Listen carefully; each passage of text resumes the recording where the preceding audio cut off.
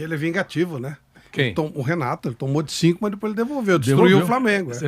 Fala também sobre isso, e o Márcio também vai falar sobre o Flamengo, sobre todo esse tema aqui, que o Flamengo é sempre importante para todo mundo. Mas eu só lembro que, às vezes, a gente ouviu isso ao longo de toda a caminhada aqui, todos nós já ouvimos isso, que quando o técnico faz lambança, e faz, erra, certa... Todo técnico erra, até o Guardiola, mas Guardiola Prado erra, mas assim, uma coisinha pequenininha, nunca. Mas normalmente a bola não está boa. A bola não está boa, alguma coisa assim. Então, quando o técnico faz lambança, eu repito, e faz, todo mundo acha que isso é histórico, que jogador experiente ou bom consegue consertar lambança de treinador em campo. A gente já ouviu isso ao longo de tanto tempo. Não existe mais isso, porque o Flamengo, com lambanças do Renato, mas um timaço, né? Poderia ter resolvido, corrigido algumas lambanças corrigíveis de um treinador. Tinha o técnico, né? O Palmeiras criou uma estratégia. Eu não estou falando só do Palmeiras, estou falando do conjunto da obra. O Flamengo chegou até a final. O Abel já tinha demonstrado a capacidade dele quando ele travou o Atlético em 2 jogos. Ele foi consciente o bastante para saber que não dava para encarar o Atlético de igual para igual. Então ele travou o Atlético, ele criou uma estratégia e que funcionou. Foi no limite, mas funcionou. Portanto, estava na cara que ele não ia sair para fazer um jogo que interessaria para o Flamengo, que era sair para ver. Ele criou também uma quando o Flamengo não teve pela frente o gênio da lâmpada? Porque não jogou todo dia com o Palmeiras do Abel Ferreira. O Flamengo também tropeçou outras vezes. Nossa, quantas vezes? Isso. O Flamengo não ganhou da Chapecoense, não ganhou do Cuiabá. O Flamengo perdeu pro Fluminense, perdeu pro Grêmio. Sim, mas então... um técnico um pouquinho mais preparado, Alberto Valentim tomou de 3, perdeu do Internacional. Flávio, para ganhar da Chapecoense, que já foi citado aqui, porque caiu, então com respeito. Mas para ganhar da Chapecoense, pode colocar lá aquilo que você sempre escala. Um Cone como treinador. Os times, o time que está em campo, teoricamente tem que ter uma alternativa, são jogadores experientes e tal. Eu só estou falando isso. Sim, mas porque o Flamengo vai ser vice-campeão brasileiro, foi vice-campeão da Libertadores. Tá bom, Flávio. Chegou sem técnico. Ou seja, os jogadores até fizeram o que dava para fazer. Mas chegou sem técnico, chega uma hora que não dava, velho. Chega uma hora que não tem jeito. Do outro lado tá tudo estruturado, tudo ajeitado. O time do Palmeiras, ele não tem o mesmo nível do Flamengo, mas ele tem bons jogadores experientes. Com uma estratégia, com um treinador, faz diferença. O Flamengo vocês vão lá e se viram. E aí não é bem assim. Eu não sei se a televisão mostrou essa cena, eu estava no estádio, então não sei se a televisão mostrou, mas houve uma situação no segundo tempo do jogo lá em Montevidéu, que eu acho que resume bem o que é isso, né? O Felipe Luiz se machucou no primeiro tempo. Aí ele foi para o banco de reservas. Ele se levantava, ia meio que pulando igual um sacizinho ali, com a perna machucada, né? E chegava do Renato e falava com o Renato alguma coisa. E depois voltava. Daqui a pouco ele saía do banco de novo, pulando, e falava com os colegas que estavam em campo ali, quando passava um jogador, faz isso, faz aquilo. Eu falei, meu Deus, o Felipe Luiz está tentando consertar o que o técnico... Era nítido isso. Porque ele é um cara que tem uma visão de jogo, um cara bem acima da média, um cara inteligente, trabalhou com o Simeone, com outros grandes, jogou na Inglaterra também, então é outro patamar ali. Então ele percebia que estava errado e o técnico não conseguia fazer nada. O Renato é um motivador, fica ali naquele discurso vazio.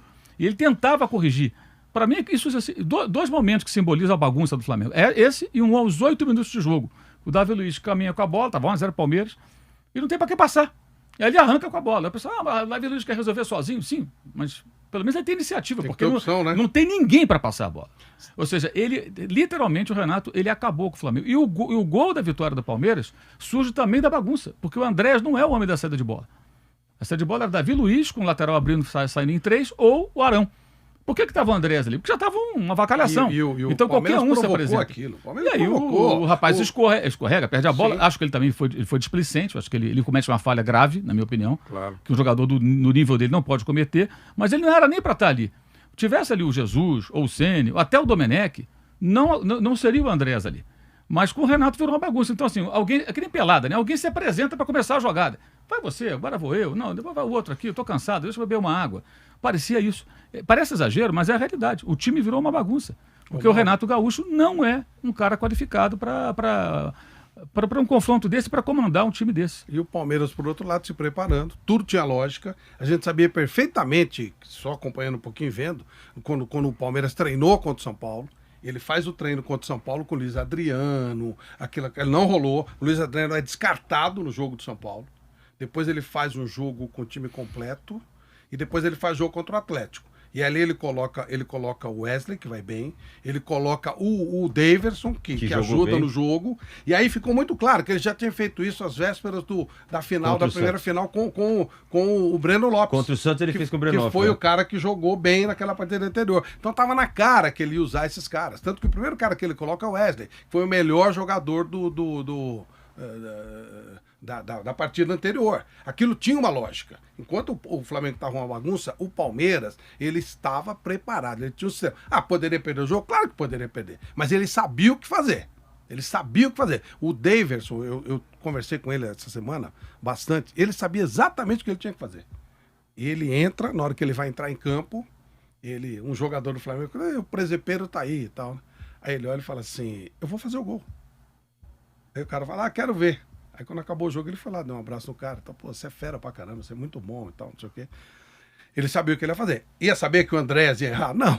Mas ele foi lá pra apertar, ele foi pra tentar forçar isso. Não foi à toa que entrou o Daverson. Não foi à toa. E ele não entrou pra fazer gol de cabeça, ele entrou pra apertar a saída de bola. Mas a sorte também tem que estar do teu lado, né, Flávio? Porque eu duvido que se o Felipe Melo tá bem, sem as dores no joelho, ele não sai jogando como titular, se essa escalação do Piqueires como terceiro zagueiro, o Scarpa na lateral, também tem que estar, o Hulk se faz o gol de pênalti, ele deu um nó no Atlético e tal, não adianta, cara, tudo tem que encaixar. Lógico que era, o Flamengo também e aí ele cria uma situação para equilibrar as coisas, e aí o que o Mauro falou, o Flamengo não tinha essa capacidade. Não tinha, no isso é meio verdade. do jogo, você lembra quando sai o Felipe Luiz? Aí eu não sei se foi você, se foi o Nilson até, em tom de brincadeira. Vamos ver se o Renato vai fazer alguma invenção brilhante. Eu fiz, eu falei, vamos ver. Exatamente assim, aí vocês começaram aqui e falei, gente, vai entrar o René, não tem jeito. O Mauro sabe muito mais de Flamengo do que nós. Eu falei com o Rodrigo Caio, que é um amigo que eu fiz aqui. Só para lembrar que nós estamos de volta agora com toda a rede e também com a nossa AM 620. Quase 10 mil pessoas conosco. Estamos, eu não tenho aqui. Nós atenção, estamos aqui com você, agradecendo a você em todo o Brasil. E eu queria só lembrar que a gente vai também acompanhar esse jogo com informações, Flamengo e Santos, e o Márcio Espímpolo está falando agora para você que está com o rádio conosco sobre o Flamengo. Então, e o Rodrigo Caio falou o seguinte, que o Renato é um cara excelente, fantástico de dia a dia. Justamente por isso, que é um cara da frase mesmo. Bacana, deve ser legal pra você sentar, pra tomar um café depois da janta. É verdade. Mas, taticamente, ele... já trabalhei com melhores. Claro que ele não vai... E é o Rodrigo Caio também, o cara que tem um perfil dele, não é um cara já mais... Não vai detonar o cara. Você imagina os caras jogando na Europa. Imagina um Davi Luiz, você imagina o Felipe Luiz, caras que já trabalharam com outros técnicos fantásticos e tem... o sarrafo tá lá em cima, como diz o Muricy, né? Para falar de outros profissionais, né? Esse foi o Rodrigo Caio falando, taticamente tem melhores, sabe? Esses caras que trabalharam com caras acima da média podem falar muito mais de treinadores sobre essa limitação do Renato, né? Na hora que precisa tirar um coelho da cartola, ele não vai tirar, ele tem, e pediram na seleção brasileira, Vanderlei, aqui, Asmar, Viga, Nilson César, quando ele embalou 30 gols Fred, aí, né? Fred, que não ninguém da reta, falou. Queriam na seleção como se o Tite fosse um qualquer. Seria legal você não citar companheiros ausentes. Falaram. Não, cita sim, quero porque saber, aí não fica reclamando. Falaram. Mas não é necessário. Fred, Ring, Viga, Asmar, Nilson César. A gasolina tá 8 pau o litro. O porta-lupe pode ser a solução para a gasolina mais baixa. Precisa grifar os companheiros que falaram. Sabe